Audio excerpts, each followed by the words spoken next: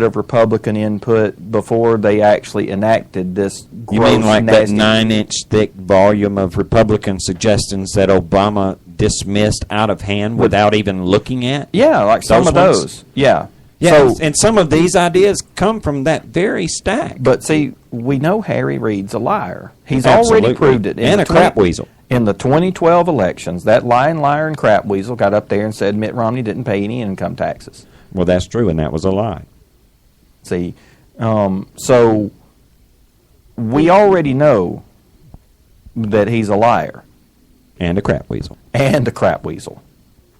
So, you know. But he's not willing to remove any of the exemptions. Like he's not, he brought it out again that Harry Reid's not even willing to make himself susceptible to Obamacare too. Yeah, but they're supposed to like it. Absolutely. See, they're going to ram that through no matter how bad it is for me and you. Right. No matter how bad it is for a single mom who is now having to take 2 jobs. Oh, you know, it's funny you should say that. It's funny you should bring that up. Entree, Jeff Sessions. Well, I noticed that the jobs created, there's been talk about a modest number of jobs, a real low number of jobs actually being created this year. And the reports were that 77% of those jobs that were created this year were part-time, not full-time jobs. Alan Meltzer, one of the great economists in the last 50 years and knowledgeable observers of our economy, just testified in the Budget Committee maybe 3 hours ago that Obamacare was a factor in that occurring. Would the senator agree that we've had this extraordinary increase in part-time jobs rather than full-time jobs, and that is hammering working Americans who need full-time work? Senator Sessions is absolutely right. One of the most devastating consequences of Obamacare is it is forcing so many Americans into part-time work. U.S. Chamber of Commerce, 2013 second quarter small business survey, found that among small businesses that will be impacted by the employer mandate, 1/2 of small businesses, 50%, say that they will either cut hours to reduce full-time employees or replace full-time employees with part-time employees to avoid the mandate. And 24% say they will reduce hiring to stay under 50 employees. Now, as Senator Sessions knows, this is not one isolated anecdote here or there. This is, according to the Chamber of Commerce, 50% of small businesses reducing employees' hours forcibly or just hiring part-time employees instead. This is an enormous problem. And who gets hurt? That's where the single mom you were talking about comes in. Yeah. That's who gets hurt. Yeah. See, now instead of having one decent job, now that same woman is going to have to go take another part-time job, which is less time that she gets to spend raising her own children. And what happens? Hey, what happens when both mommy and daddy are having to take on 2 jobs? Or what happens when both jobs have conflicting schedules? Yeah, see, that's where not going both to be are going pretty. to require you to be there on like Friday at 2 p.m. They both have. Which one's going to give, and which one's going to understand? Or do you think either one of them's going to be real understanding about that? No, because there's plenty of people who are out of work and underemployed who will be looking to take that job, and will be so grateful to get it. So now you've got. It's hard enough when mom and dad have to juggle both people working one job apiece. But then all of a sudden they're going to have to juggle 2 jobs, or just give up the house entirely, go on government assistance. Right. See, now you're talking about the end game. Yeah. This is what Harry Reid and the you're president talking about want. Socialized medicine.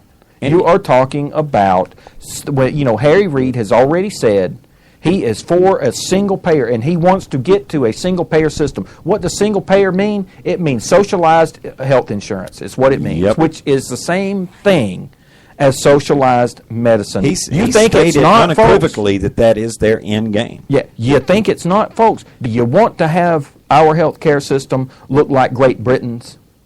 Well, you know what? And it's not even so much just about that. It's not just about the medicine, no, man. That's just it. It's about having the American people more dependent on the government. And when by more dependent, let's just call this what it is. When you're dependent on somebody else to provide for you, you have to do whatever they want you to do because you're dependent on them. This means that you are dependent on the government. You have to do what the government says. And make no mistake, folks, every single thing that the government does, it does at the point of a gun. This is what I can't seem to get through to some of our progressive friends that think, oh, it's a good idea to let the government handle this or the government handle that. Every single thing that the government does, it is backed up by armed might. Yep. And it doesn't matter if it's now the that United makes you States sound like some kind of conspiracy nut, Casey. That's extremist talk there. It's an extremist situation. That's how I respond to that. It's an extremist situation. I didn't invent it. You know, anybody who wants to call that extreme, you're shooting the messenger, see? Mm-hmm. Because it's just fact that everything the government does for you, it's doing to somebody else at the point of a gun. Because when it comes right down to it, I think we mentioned this on the last show, your rights and my rights, when it comes to rights, it is a zero-sum game. Yep. If you give up a right, you give it to the government. We are in a situation now, we're already there, where the government has more rights and more privileges than you and I have. Mm-hmm.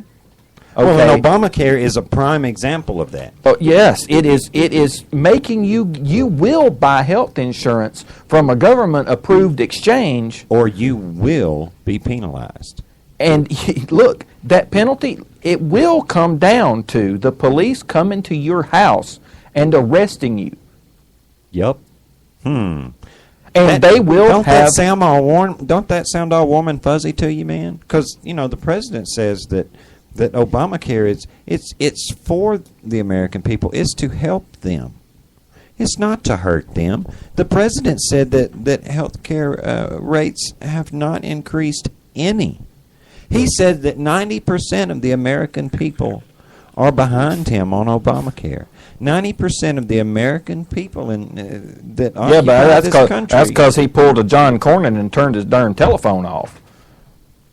Well, I mean, there you go. When was the last time Barack Obama listened to the American people? I can't think of one. And let's also not forget that, you know, Medicare's not going to suffer any because of Obamacare. Obamacare's not going to affect Medicare in any way, even though it took $700 million. Is that why Mama's Medicare covers less this year than it did the year before that? Oh, but now the President, Harry Reid, will tell you that that's not happening. And apparently Mitch McConnell feels that that's not happening too. Because he's going to vote with Harry Reid. Absolutely. Let's wait. I want to make sure. Did my mic pick that up? I want to make sure people heard that. Mitch McConnell is going to vote with Harry Reid. And he's encouraging your senator to vote with Harry Reid as well. Mitch McConnell and John Cornyn are actively trying to persuade your senators to cast a vote against you.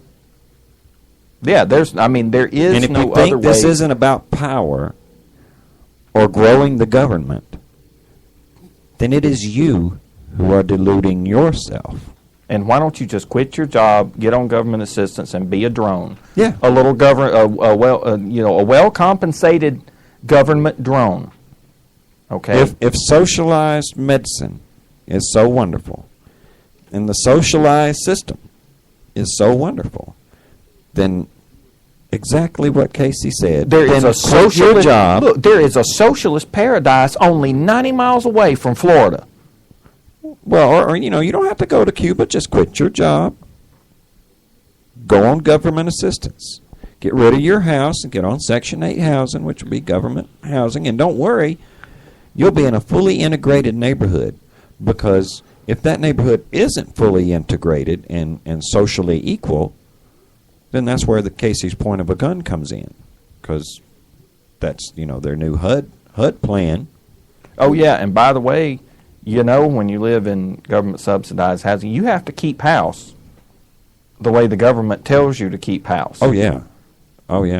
When they come around to do a home inspection, and make no mistake, you live in government subsidized housing, there will be home inspections. Aplenty.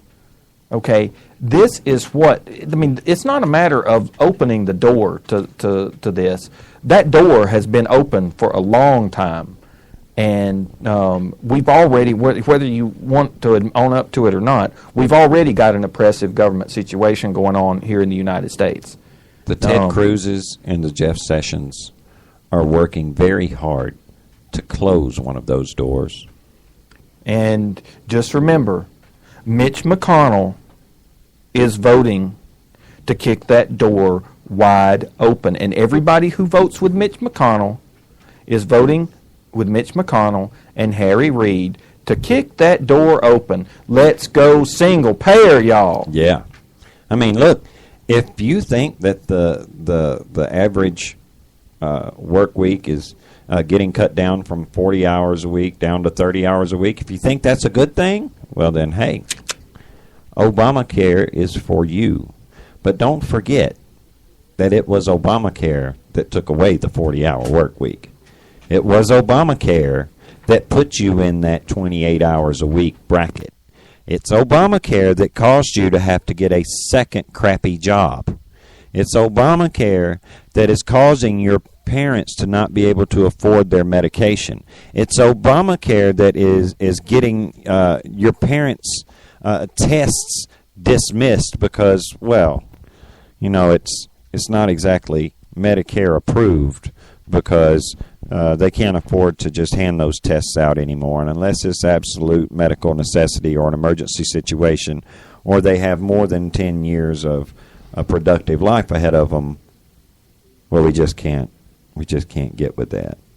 If your C+ plan or your Part D plan went up this year, it was because of Obamacare. So if all that stuff adds up to good things for you, if that's a good idea and you think that's okay, then by all means you give Mitch McConnell a call and tell him, "Attaboy, Mitch." But the thing about that though is, you know what? I have no doubt that there are plenty of people in there who goes, "I can keep my kids on my health insurance for 26 years old till they're 26." Oh, well, whoop-de-doo. Nice for you, buddy. That's really nice for you. How good was this situation for your mom and dad? Or now I can get pain medicine for my bad back because it's pre-existing, and now I can't get insurance now. So now I can get more pain medicine. Yeah. Well, what about the other people who are kind of disenfranchised by this who aren't going to get it? People who need simple procedures done, but they can't get them done because they can't afford health insurance. What about these folks that can't even afford the basic plan under Obamacare? What about these single mothers that are working the 2 jobs? And they can't even afford the insurance, the basic insurance for them and their child. But make no mistake, the payments for that, this isn't something you could put off paying for a month or something. No, this is tax money that you owe the government and that the government will be keeping track of. By the IRS. Yes, the IRS is going to keep track of whether you make your payments on time or not. And do you trust the IRS? That's also part of that at the point of a gun thing that Casey was talking about. The IRS does everything at the point of a gun. Because that's tax money that the government says that you owe them. And to not pay is criminal. Criminal. Not just, oh, you're having hard times. Your hard times